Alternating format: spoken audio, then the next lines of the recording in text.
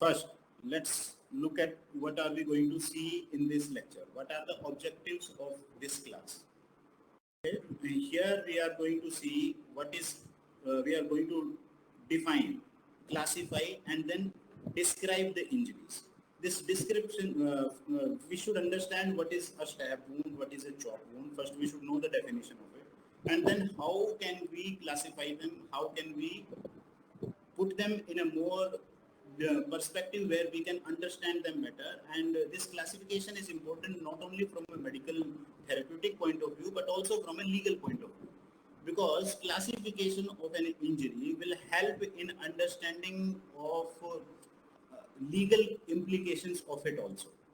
And finally, there is description of the injury where students should be able to describe the wound looking at a wound in the real life, like when you come across a situation in an emergency or like in a surgery department when you are posted, or orthopedics, where you come across different kind of injuries. There you have to, from a legal perspective, you have to describe those injuries in a manner where legal officers like lawyers and judges and even the relatives of the educated relatives of the person who has suffered injury can also use that information for legal understanding of that, because any injury that we come across has some legal implications. You must have had an idea about it based upon the previous classes that injury can be because somebody has inflicted upon themselves, somebody else has inflicted that injury, or it can be accidental. So here we are going to look at stab injury and chop injury, how they are produced, what are the mechanisms, what are the definition of these, and how they are classified. The description part will be covered in more elaborately in a practical exercise that will be following this class, like next class will be that. And then we are going to look at some medico-legal importance of these injuries as a whole. Okay. Now let's look at the stab wound first. What is a stab injury?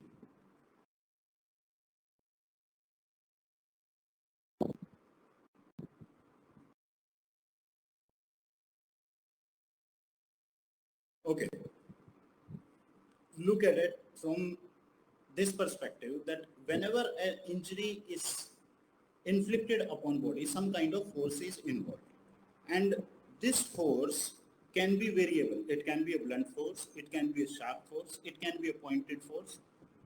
When do we call it a stab injury? When the force is inflicted upon the body and this force is traversing across the long axis of the inflicting weapon. Let's look at this knife. Let's look at this pencil first. This is a pointed object. When the force is inflicted in this direction, like along the long axis, then it will cause a penetrating effect. And when it is a narrow and a pointed object, it will have the effect of penetrating the body, penetrating the skin, penetrating the cavities, and it may even go across the body, causing the perforation also. So that will be the later part of it, that where we classify the wounds. First we will look at the basic mechanisms of it. So if we take an example of this knife which is shown here, we see there is a pointed tip of the weapon, and also this pointed tip weapon can also have a sharp edge that will have a added effect on the injury. Although stab injury does not require all weapons to be sharp along the edges, but if that wound, if the edge is sharp, then it will have a more pronounced effect of penetrating the body. So the injury will be more easily inflicted. So what are the key points that we understand from this definition is the injury which happens, stab injury is an injury which happens when the force is directed along the long axis of that particular inflicting weapon. And that what kind of characteristic the weapon should have? the weapon should be a narrow or a pointed object. The effect will be augmented when the edges of the weapon are sharp or cutting.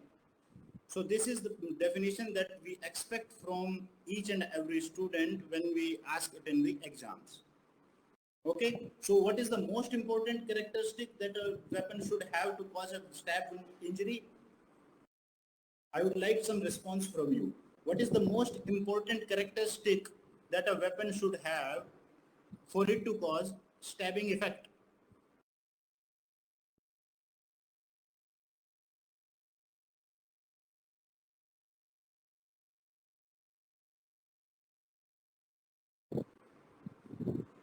Narrow and pointed tip. Yes, yes, yes. Okay. So now I think we are clear. We can move on to the next slide. So here we are going to look at it.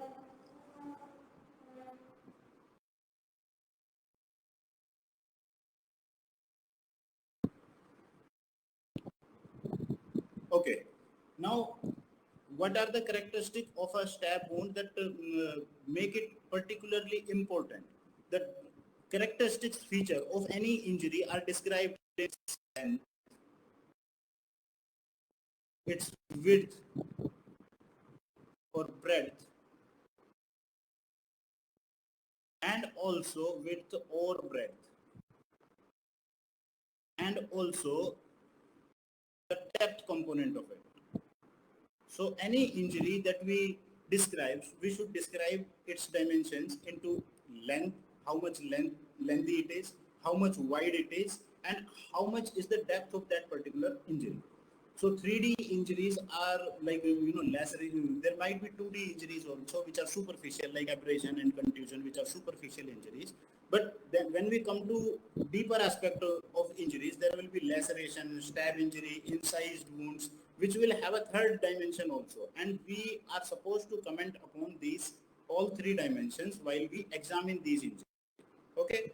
So based upon the depth of a stab wound and be three types of injury, we can classify them as three types. First is a puncture. Let's assume this example we are taking. Let's assume when the weapon which is inflicting the injury is only breaching the superficial layers of skin and subcutaneous tissue, it is causing much deeper penetration, that is muscle. It is not penetrating in muscle, then the injury will be called as a puncture wound.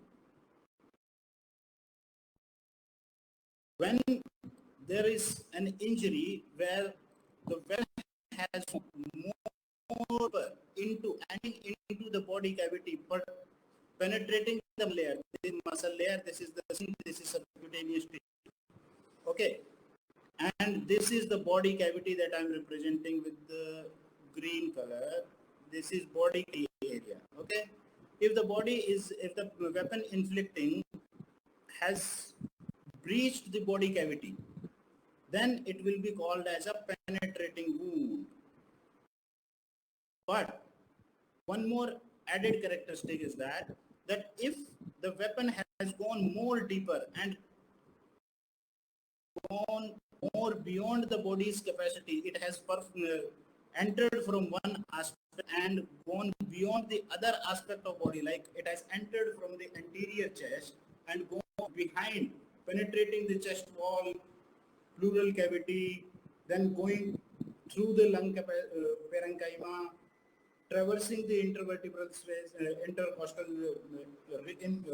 in between the ribs, and penetrating the posterior chest wall and going onto the opposite side of body, then it will be known as a perforating wound. Are you able to get me?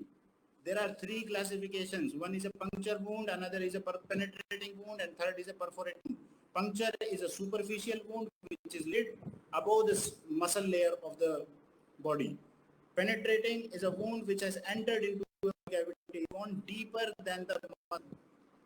And third is a perforating, when the injury does not limit itself to the body, it goes beyond the capacity limits of anatomical confines, like anterior chest, traversing through the pleural cavity and going through the posterior wall of chest and then making an exit point. So there will be two injuries in a perforating wound. There will be an entry wound, there will be exit wound. And if we look at it closely, we will find that when the weapon is entering, it takes some edges along itself into the substance. I'll draw it more clearly. Okay, so these are the edges. When the weapon enters, it will take some tag along with it into the mouth. So the injury, when you examine, it will be like an inverted injury. This is the skin. When it breaches, it will take an edge along with it and the wound will appear inverted. Although the swelling and that reaction that happens subsequently may elevate it, but usually what you find is the inverted edges on the entry side. And on the exit side, the weapon enters, it takes skin tags out.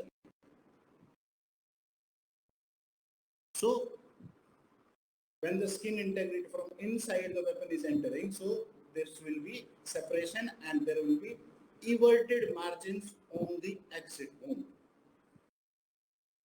I want some response from you people. Are you able to understand the things that I am describing to you?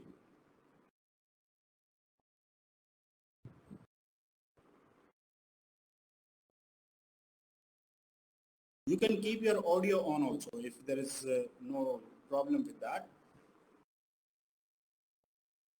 So here one particular feature I like to tell you people that what do we, in relation to certain body parts, their body injuries are have a different characteristic.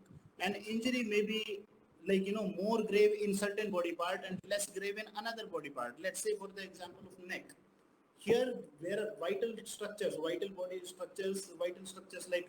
subclavian vein, carotid artery, respiratory passages. These are lying very superficially. And if an injury is inflicted, like a stab or incised wound is inflicted on these areas, it is more likely to cause death of the person. And here we are going to say an injury is deep. Let's say it will take the characteristic of penetrating wound when it is platysma. Are you able to understand? In relation to neck, any injury will become more grave. It will attain the characteristic of endangering life when it breaches platysma layer of the neck. Keep this thing in mind. It is a very important point. You will be asked this question in vivas, you will be asked this question in MCQs, and wherever you go, this is a very important point to be emphasized. Remember this. Any injury deeper than platysma will be a severe injury. Now, what are we seeing here? I want your response on this. What am I trying to depict over here? These lines, what do these represent? These lines, what do these represent?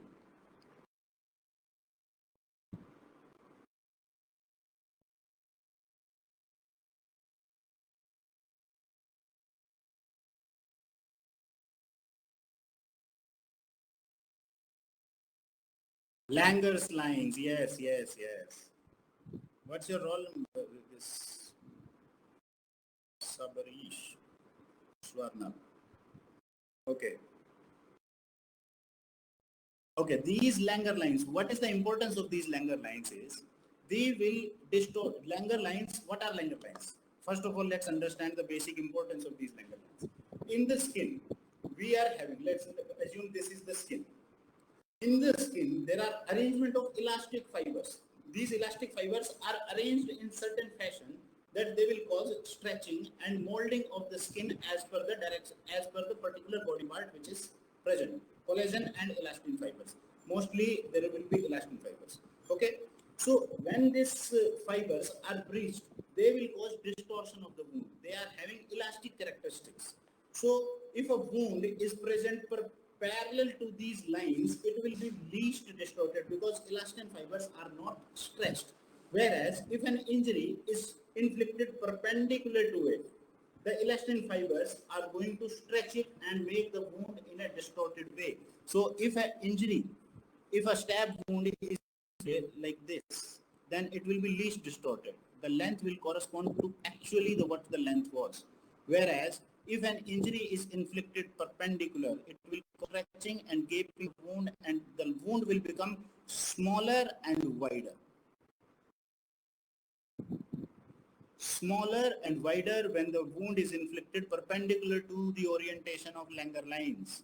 So these things you should be able to appreciate. Always measure an injury approximating the margin, making the stretching effect. If an injury is like this wide, you stretch it, make it in a direction so that it becomes, margins are appropriated. And still you have to measure the width of the wound.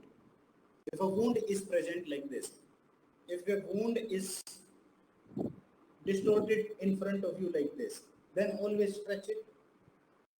Make it to the least possible breadth, because if you are suspecting it to be a stab wound, then obviously this, it would have been a knife that is most commonly used. It will have width component, which you will have to document in your injury when examining, and then measure the length of the wound. Okay?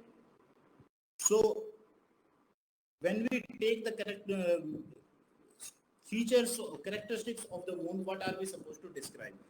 Let's say there is a stab wound which is like, and there is a stab wound which is present this.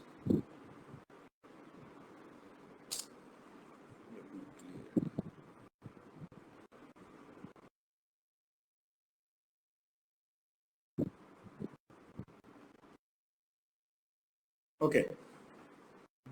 Wound having one the L length of the wound. It will usually correspond with the, if the web has entered till this point, then this length, this will be the depth. This will cause the component of the wound. This cause the length component of the wound. And the width of the knife, how much thick the knife is, that will cause the breadth component of the wound.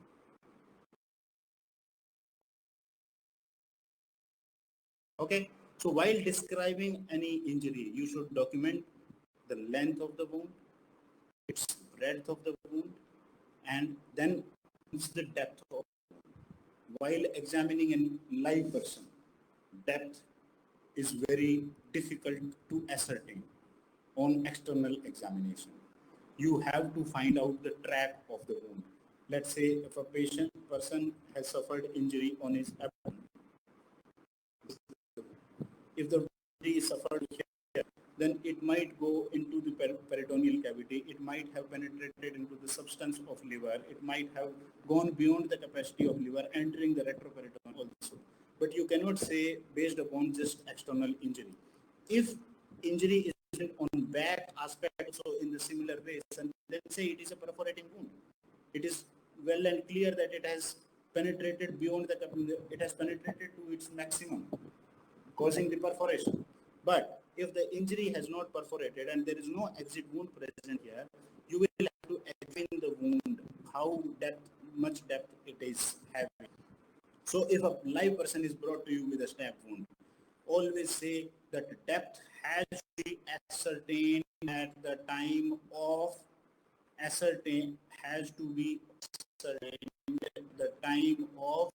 surgery.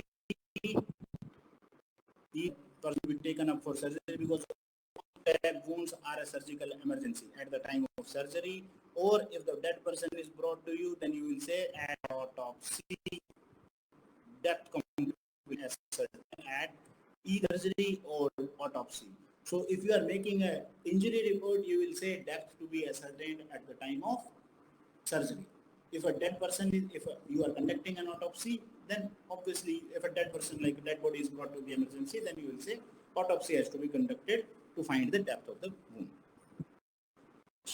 Wound also has to be this thing. We will see what are the variabilities, what are the variations that we see in the shape of a stab wound due to various factors, and also direction has to be documented.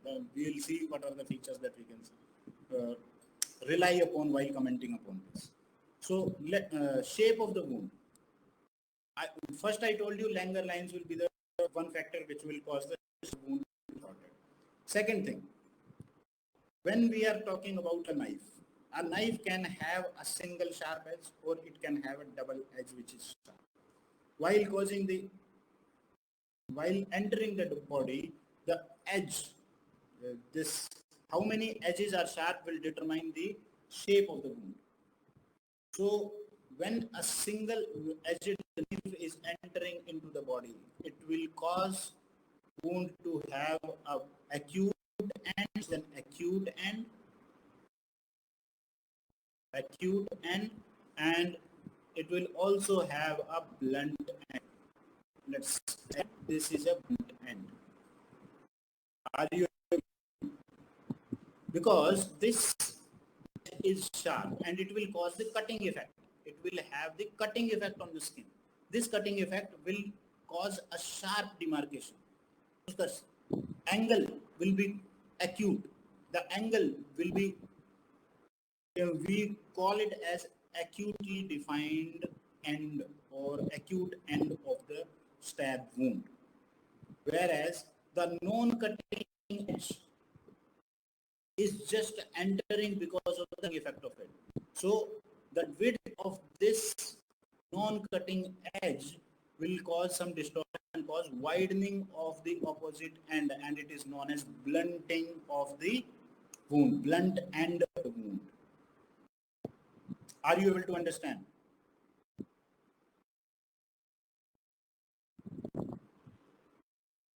Come on, respond to me. Are you able to understand this thing? If I'm going to examine, you will have to look at these features. Why? Let's now see the other injury. Similar effect on both sides will cause both ends to be acute. Cutting effect on both sides of the wound will cause acute ends, and the width of the knife will be thickest in between. In between, it will cause a little width to be present in this one. Okay, now we are seeing an injury in the lower right corner of this presentation. Are you able to see this injury? I want you to comment what kind of weapon has been used, single-edged knife or double-edged knife?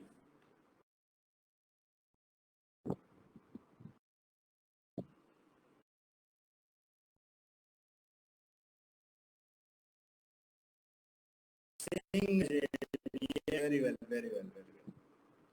Single-edged knife. So you are able to find out that this is a blunt end and this is the acute end of the wound. Next, as I told you, the weapon has to have a tip or a narrow tip for it to cause any stabbing effect. And based upon the characteristic of the weapon that has been used, there might be a different sort of shapes on the body. So this is another factor which affects the shape of the wound.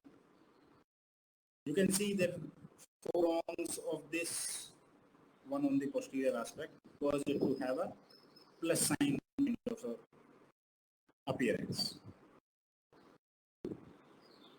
Next thing,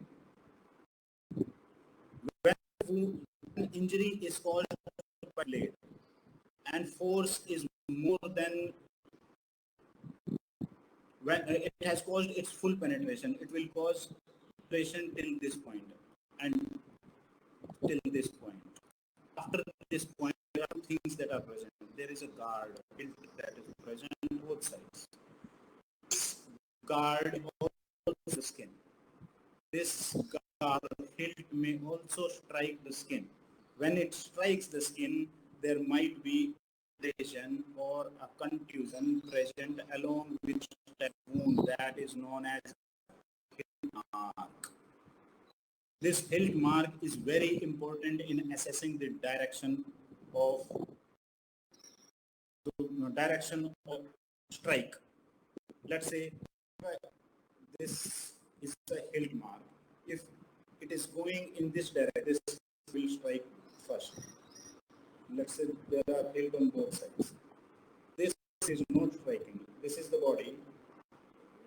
This is the body, and it is causing full penetration. Then this will come in contact. Lower hilt will come in contact with the body, and it will cause abrasion. Whereas if the other way around it is coming, then this hilt will come in contact. So hilt mark present on upper aspect of the wound or lower aspect of the wound will help you in determining which direction the wound has been inflicted. Understood or not? Yes, yes. Do respond fast. We don't have much time. Okay. So there can be abrasion contusion. Hilt shows it is medico-legally important. Medico-legally important. How? If hilt is present, then maximum force that a person could deliver has been used. Weapon cannot penetrate further. Weapon cannot go beyond that. It shows that intent that a person had an intent of causing the maximum damage. Whether it caused death or not, that is, there are certain other factors associated, but it will help you in determining that maximum force has been used. And also one more thing, stab injury or less, these will not be so important in dating of wound, but hilt mark abrasion, contusion, color changes or abrasion healing, these will help you in dating that wound. Remember this, if you are seeing it to be a dark dried brown scab, then separating from margin, obviously the wound is around to be 4 to 5 years, 4 to 5 days old, or more than even like 5 to 7, around the 5 days capacity, it will start separating from the margins. And after a week, it will just come off. So that way you can assess the wound, how, what is the age of the wound. So examination, when we come across a stab wound, it is assessment has to be done because the vital chest may be damaged. Like in the case of chest and lung may be damaged, person may has to be resuscitated fast. He might have to be taken for CTVA surgery. So very important. First of all, assess in AB, airway, breathing, circulation. Assess for any emergency treatment that has to be given or not. Next, wound examination and description. Examine the wound, you or whether you are operating upon this patient, you will have to certify certain, you will have to document findings that you saw, even in your MLC that you prepare, even in your notes that you prepare, even in your surgical notes, while examining pre-op notes, post-op notes, all kind of notes, you will have to say what is the appearance of the wound. So wound exam becomes important. Then description. And after open, you will have to say the wound, whether it is going, which all areas it is perforating, what all have you repaired, and that will determine the capacity, the punishment that can be given to the individual. And next thing is examination. This is medico-legally very important. Any injury which is not covered, if let's say if an injury is covered, caused over here, and I am wearing a half sleeve, so there will be no injury on the cloth. If an injury is inflicted over the shoulder, I am wearing a cloth at this particular moment. If an injury is inflicted on my left shoulder, then obviously there will be a defect on the clothes. This is practically and medico-legally important to examine clothes. There are blood stains on these areas, this part of the cloth. You might even have to cause, see the blood type of this blood grouping. You can see this particular piece of the cloth taken from here, and that will be relevant. Not distorting the edges of the wound, not distorting the edges of the defect. Okay. Next, are you able to see anything on this photograph? Comment fast. Are you able to see? Single edged, double edged, anything else?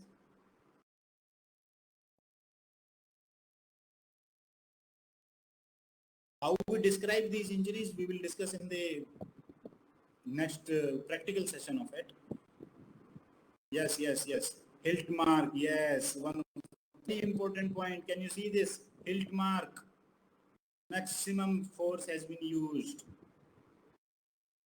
It appears double-edged. See, there is this is one particular thing when you come across in practical classes. Here, I am not having the privilege of making the picture much bigger, but I will show you that this is the acute end, and there is some blunting of this edge. There is some blend of this edge. It is a single-edged weapon only. My whole purpose of showing this photograph is for you to appreciate this hilt mark that is present below the wound. Okay, understood?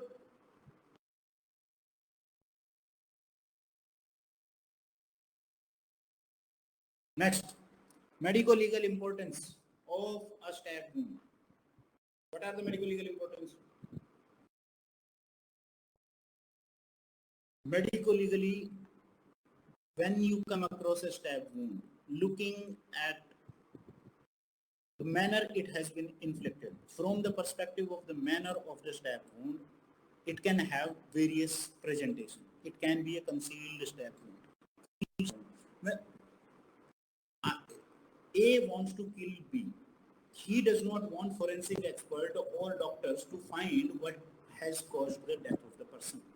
He just wants to inflict an injury in certain body parts where doctor will be finding it difficult, or any person who is examining this B will be finding it difficult to find the location of the wound. So this is concealed. It is homicidal, but the wound is concealed. It can be various locations. I want you to comment which location can be inflict an injury where it will be difficult to appreciate. Fast, fast. Tell me certain body areas where stab can be inflicted and it will be difficult to appreciate.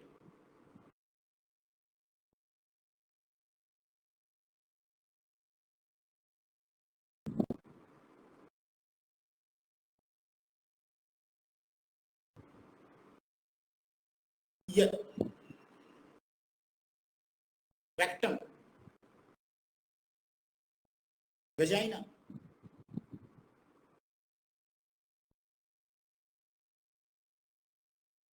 Okay. Any natural orifices, it might be difficult.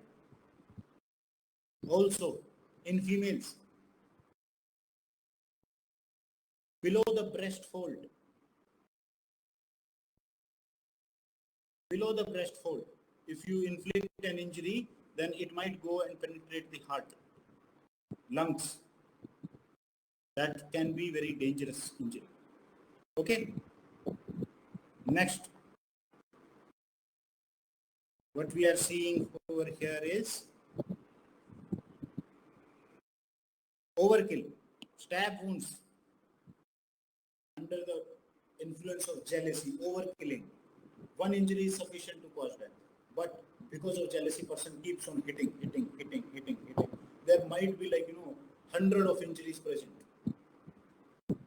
Hundreds of injuries may be present in a stab wound,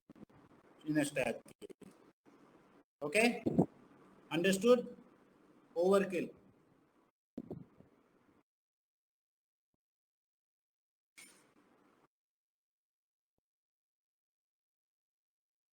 Next, when an injury is inflicted in a suicidal manner, harakiri, it is a well-known phenomenon in Japanese samurais. What they do is they will take a weapon,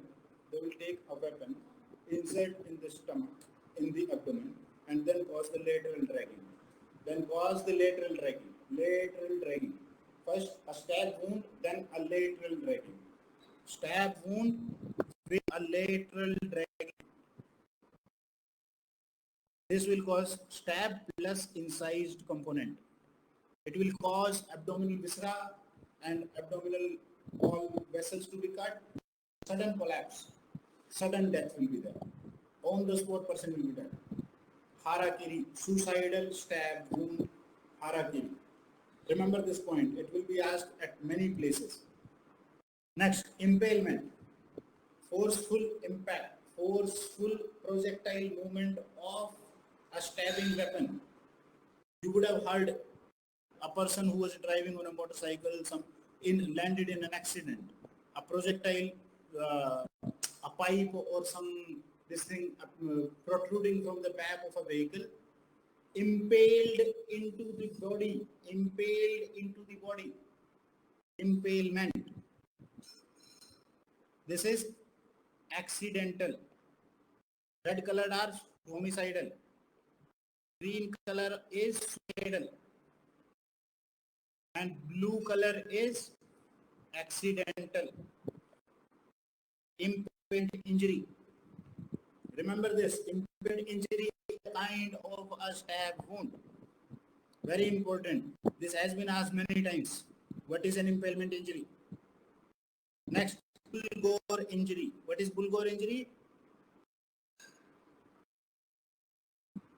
Respond people. What is a bull gore injury? Jallikattu. Horn of the bull causing stabbing of a human being. That is a bull gore injury. If you are asked what kind of injury is possible, what kind of stab is possible, what kind of stab is possible in an animal game or a Jallikattu, if they give example, you should remember bull gore injury. Next, chop wound. Are we clear with this stab wound? Should I move forward with this chop wound? Yes. Okay. Good. Okay. What is a chop wound? Chopping. You would have heard of chopping. Chopping is like, chopping, action, chopping. You use chopping knife in the kitchen. What kind of characteristic we are talking about when we see a chopping wound? A chopping is an injury which is caused by a blow. This is force transmitted by a blow with sharp cutting edge of a heavy object. There are three characteristics. So, this is the cutting edge of an axe, sharp cutting edge, and also the heavy. This is the most important keywords that you should remember. So what is the definition of a chop wound? It is an injury caused by a blow of a sharp cutting edged weapon which is heavy in nature, and also we will see because of this heaviness, this cutting edge will go deeper and will not stop until it has faced some resistance. Okay, some resistance in the form of there will be a bone involvement present in these cases. So if a person is causing axe to hit on this aspect, maybe it will cause fully transaction also. Like in case of digits, it might cause full transaction or amputation of the digit. Whereas when a stronger bone is present, it might not cause complete transaction. In the skull also, these wounds may be present. So let's take an example. The mechanism is this will hitting over area, and this skin, cutaneous tissue will all be chopped up, and bone will have indentation or it may complete fracture also. Understood or not? Faster people.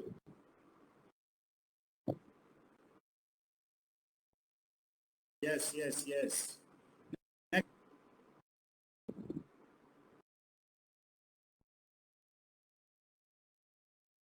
Okay, here we are seeing is a chop wound. Now one thing that I want you to stress upon is that there is bone involvement. Can you see the bone fractures? Multiple bone fractures, multiple comminuted fracture of the skull is present. Multiple bone embedded. One edge clean, one edge is regular, and other is while taking of the and then taking the weapon a little and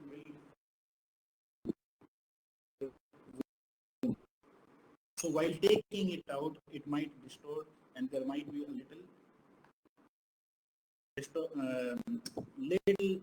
infliction one of the edges.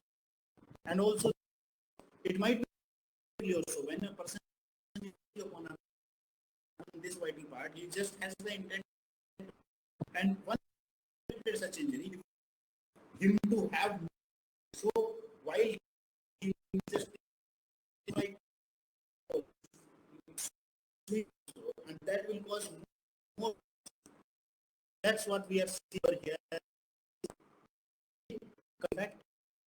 Lateral thinking. One thing that I want to picture is these heavy weapons cannot be made. If it is very sharp, it will cause cutting effect. If it is not, some edge is a little blunted, then there might be an abrasion. These edges, look at these edges. I seem to be like incised, though no. There is a contusion present, abrasion present. These all things, for example, will have abrasion or associated with it. Next. Okay. Well, while we are describing these wounds, we should know the length of it, we should know the length of it, and then how much is the depth, because we will be going to the shopping. You don't know what is much deeper than what, because you don't have the, if while certain not have a deeper component, able to see, you can very comment upon the depth of it. This is this motion, stab has this motion. Remember. Also, when we are talking about a weapon which has like an axe, let's say this is an axe, not a very good axe, I will take the other axe only. Let's say this right, or it will cause weapon distorted in such a way. If you look closely while we are looking at the aspect of it, when you join back, you will see this wound will cause and this separation will be wide on this side, and the wound this by the end of the wound will be less, whereas this will cause like this. You can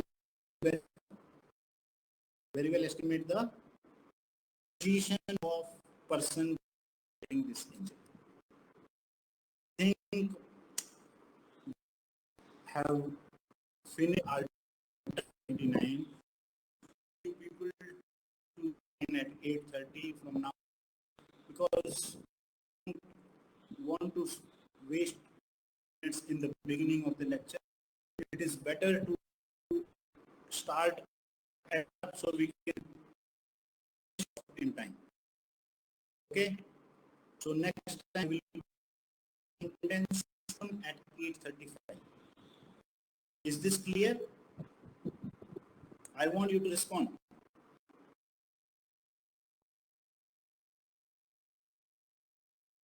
So we are the time and having a more free space you people understand, because this you who be the aspect on all those things, have a understand and clear these are concepts, so you understanding. So be joining back.